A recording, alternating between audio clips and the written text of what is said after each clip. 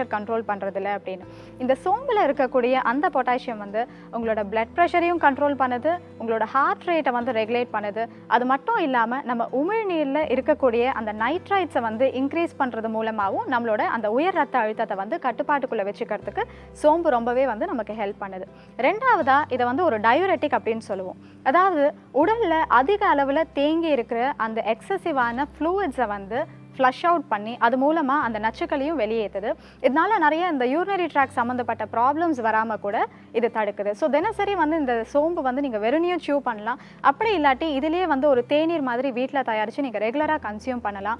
இதனால என்ன ஆகும் அப்படின்னு பார்த்தீங்கன்னா, உங்களுக்கு இப்போ இன்டைஜஷன் ப்ராப்ளம் ஏதாவது இருக்குது, இல்லை மலச்சிக்கல் ப்ராப்ளம் இருக்குது, வயிறு உபசம் இருக்குது, இந்த இன்ஃப்ளமேட்டரி பவல் சிண்ட்ரோம் அப்படின்னு சொல்லுவோம், அந்த மாதிரியான கண்டிஷன்ஸ்க்கு கூட நல்ல ஒரு ரிலீஃப் கொடுக்கும். ஏன்னா இதில் எசென்ஷியல் ஆயில்ஸ் அண்ட் ஃபைபர்ஸ் வந்து அதிகமாக இருக்குது. ரெண்டாவது ஆஸ்துமா, சைனஸ் இந்த மாதிரி ப்ராப்ளம்லாம் இருக்கும்போது அந்த